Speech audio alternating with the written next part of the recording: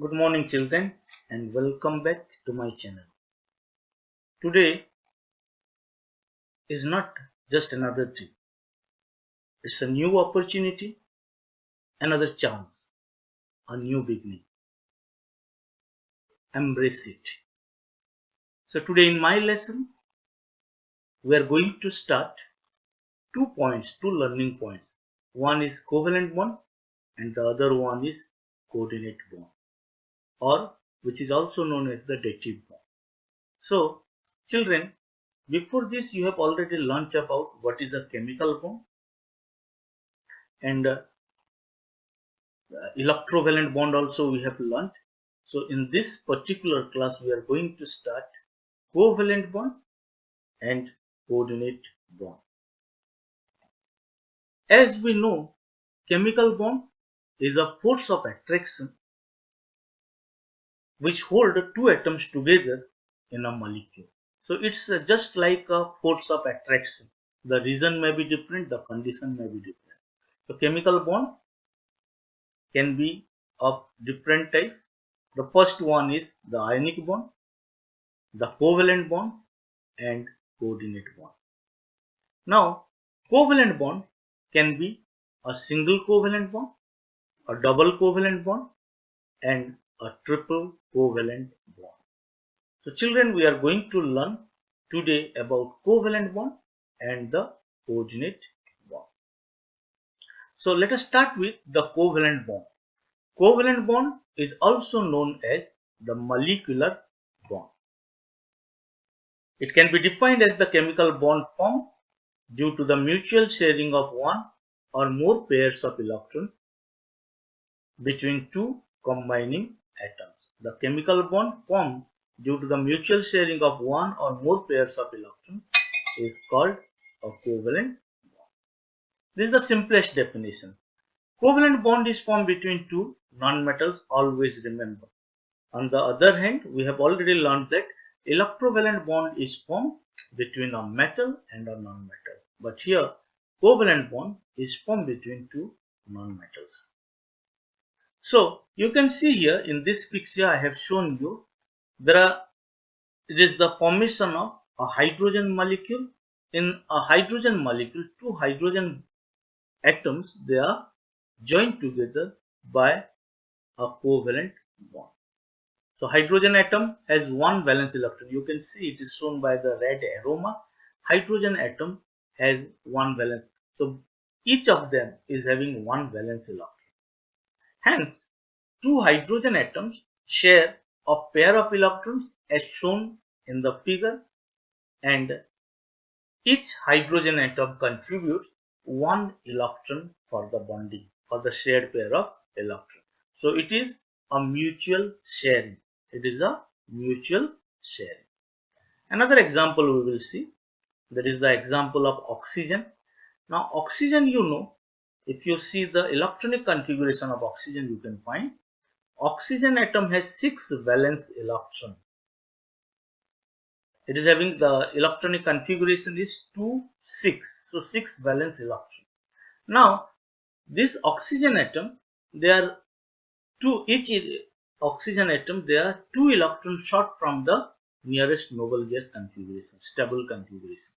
Now each oxygen atom, the 2 oxygen atoms, they share 2 pairs of electrons. You can see in the figure,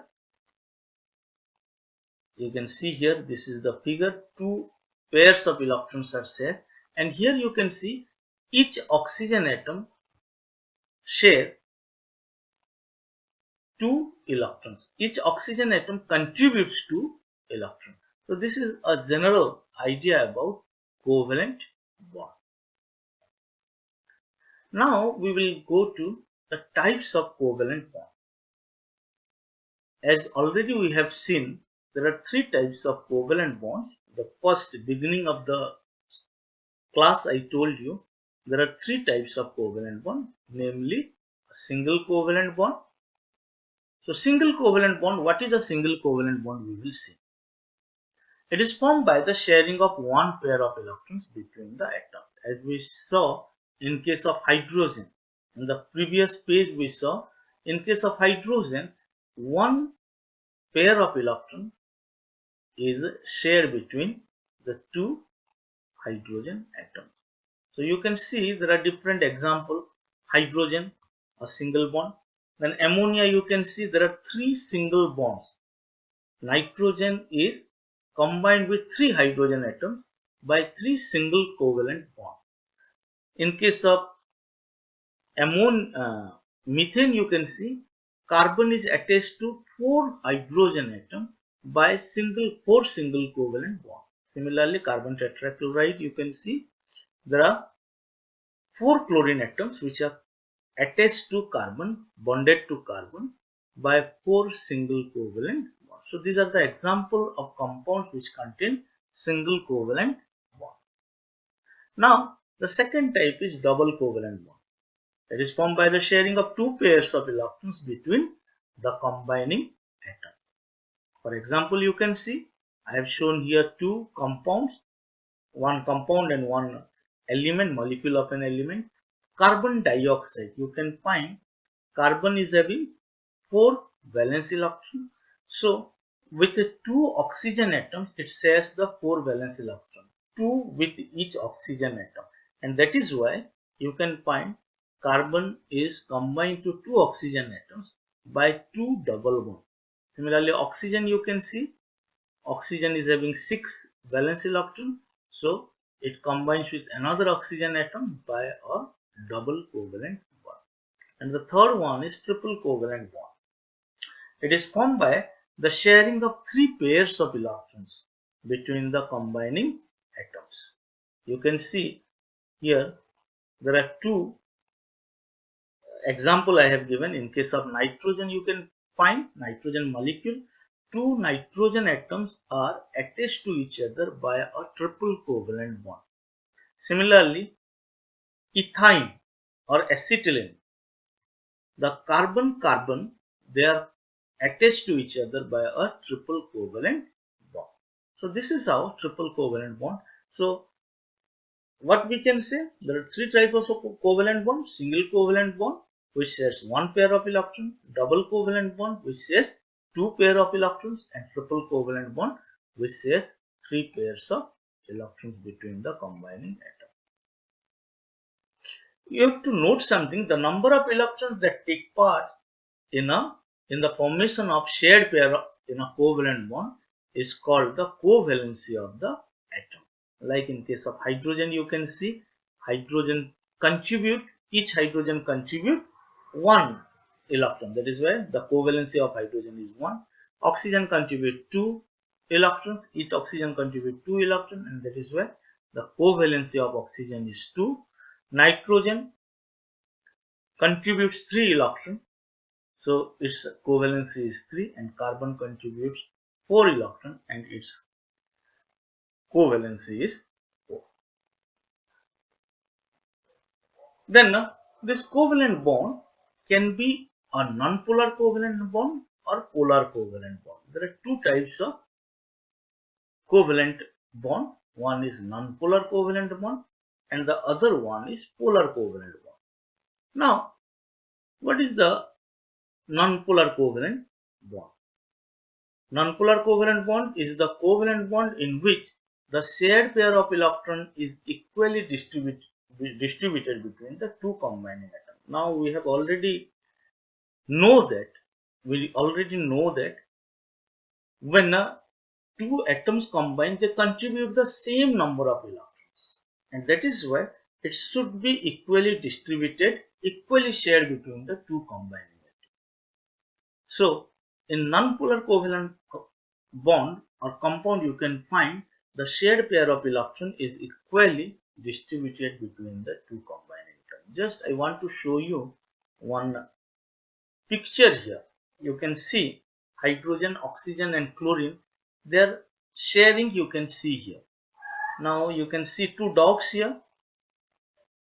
Both are having, each of them are having 1 piece of bone, and now it is equally distributed between them.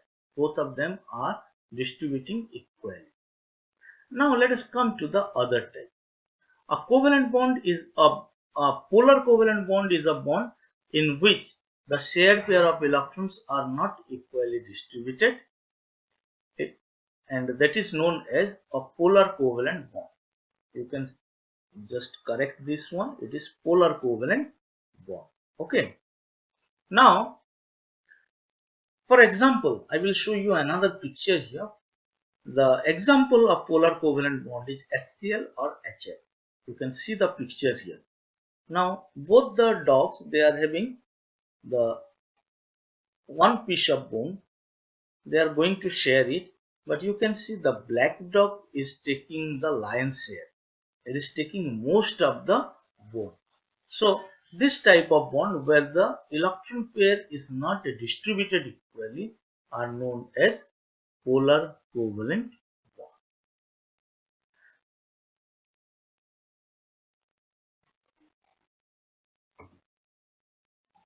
Now you can see here I have given you in this page, you can find the nonpolar and polar covalent bond, some of the points. When the two combining atoms are identical, the shared electron pair is equidistant. When the two combining atoms are identical of the same element, oxygen and oxygen, or chlorine and chlorine, or hydrogen and hydrogen, or nitrogen and nitrogen, when the two atoms are identical, the shared pair of electrons is equidistant from both the combining atoms. Such molecules are nonpolar in nature. For example, you can see H, then chlorine molecule, oxygen molecule, nitrogen molecule. Two dissimilar atoms also can form a nonpolar bond. When the atoms are not identical, they also can form a nonpolar bond if there is negligible difference in the electronegativities of the combining atoms. For example, you can see CH4, carbon and hydrogen are not identical, but there is a very less difference in their electronegativities, and thus they are nonpolar in nature. But when there is a difference in the electronegativities of the combining atom, then the shared pair of electrons are not equidistant from the two atoms. The shared pair shift towards the more electronegative atom, and it results in a polar covalent bond. For example, HCl. If you see hydrogen and chlorine, there is a large difference in their electronegativities, and thus when they share electron, the electron pair shifts towards chlorine. So chlorine get a more amount of electron and hydrogen get a deficit of electron.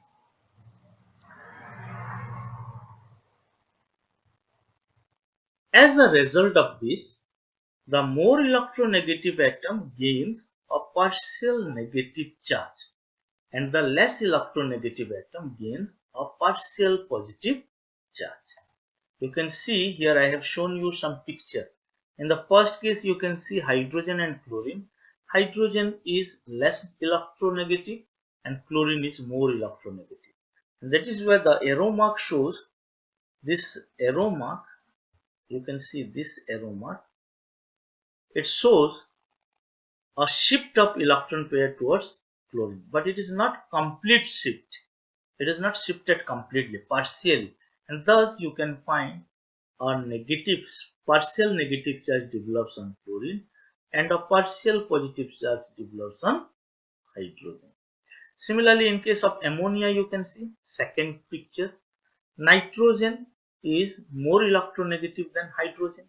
So thus, nitrogen is having a negative charge, partial negative charge, and all these three hydrogen they are having a partial positive charge. Chlorine is having a partial negative charge and hydrogen is having carbon is having partial positive charge. So here I want to say because of this poles, two poles are formed. That is why they are known as polar covalent bond.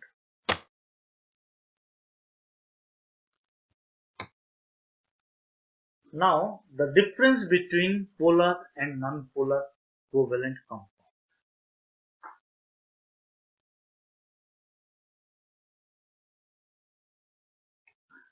First difference. Generally, non-polar covalent compounds are not soluble in water, but soluble in organic solvent. Organic solvent means the organic solvents are also known as non-polar solvent, which includes kerosene, petrol, acetone, benzene, toluene, etc. But polar covalent compounds are generally soluble in water, but not soluble in organic solvents. Second point, you see, they do not conduct electricity in their aqueous solution. Non-polar covalent compounds do not conduct electricity in their aqueous solution. But polar covalent compounds conduct electricity in their aqueous solution. The reason is because polar covalent compounds, they form ions when they are dissolved in water.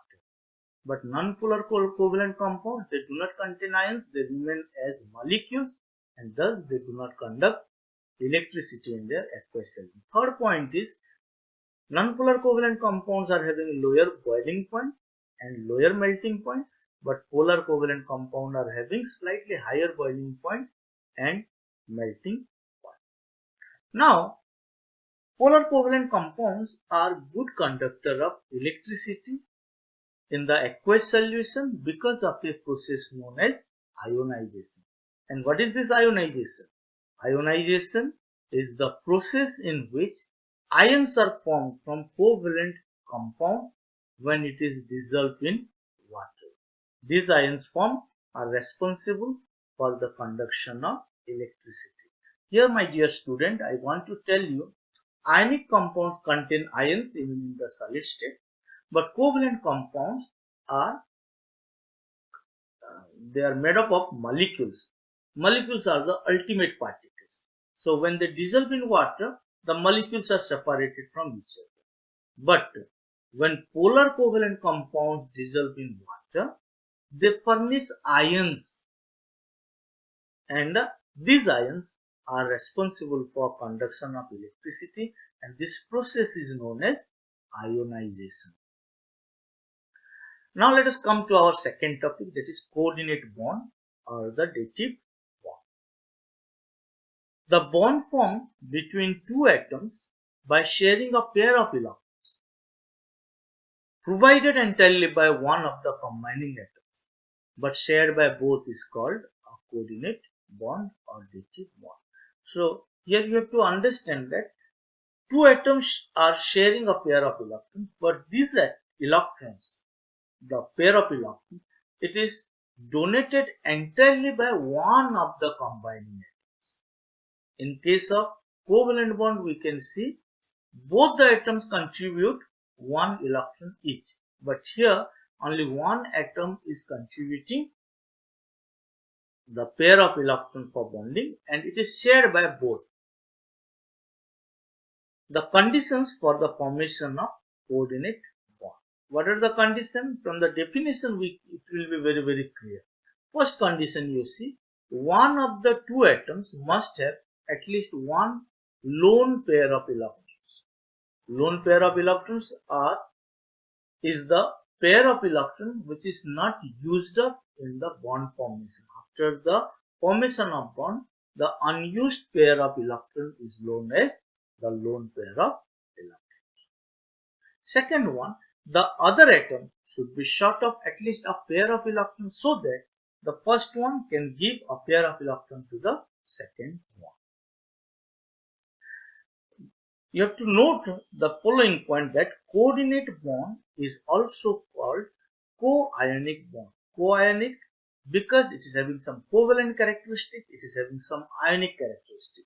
Covalent characteristic, it is because of sharing of electron.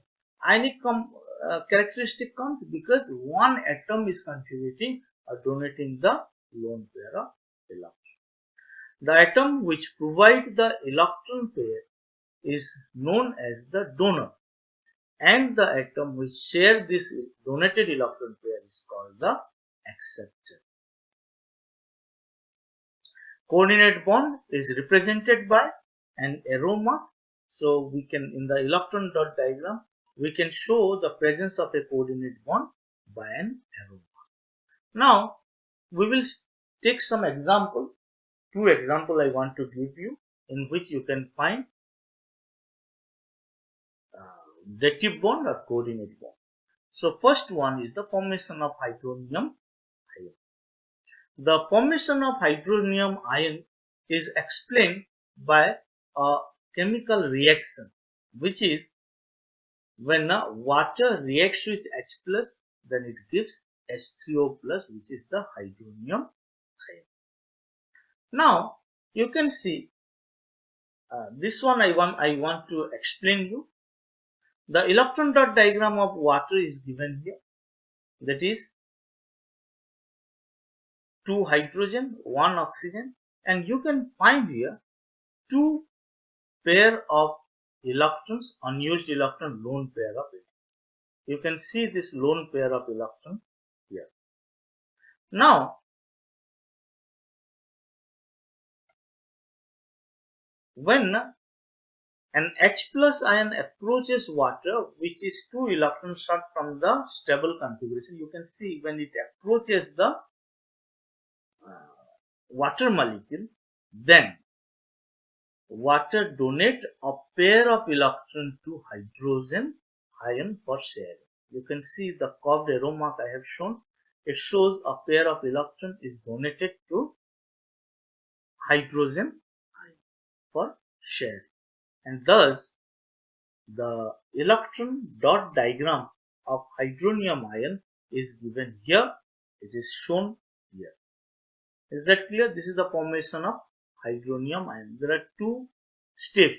First one, donation of a lone pair of electron to hydrogen, and second step, you can show the structure for the. Here you can see I have given 2 cross mark here. This one. This 2 cross mark shows that this is pair of electron is given by only one atom, oxygen atom. Okay, so you can either give 2 cross mark or you can give an arrow mark. Now let us come to the second example, that is formation of ammonium ion. The formation of ammonium ion involves a chemical reaction. It can be explained by the following chemical reaction, and the reaction is when ammonia reacts with H plus, it gives ammonium ion NH4 plus. The electron dot diagram of NH3 ammonia is given here. You can see there are 3 hydrogen atom, 1 nitrogen atom, and a lone pair of electron. 1 lone pair of electron. Okay, this lone pair of electron you can see in the diagram. Now, when H plus ion approaches the ammonia molecule, then you can see in the diagram, this H plus ion is 2 electrons short from the stable configuration, and that is why a pair of electron is donated by ammonia to H plus ion. You can see that arrow mark shows a pair of electron is donated, and thus we can get the electron dot diagram for the ammonium ion. You can see here I have given one arrow mark to show the presence of one dative bond, 3 covalent bond and 1 dative bond. So children, I hope you all have understood the concept. Along with that, you can go through the book and the other material to understand this one. View it repeatedly. So thank you. Have a nice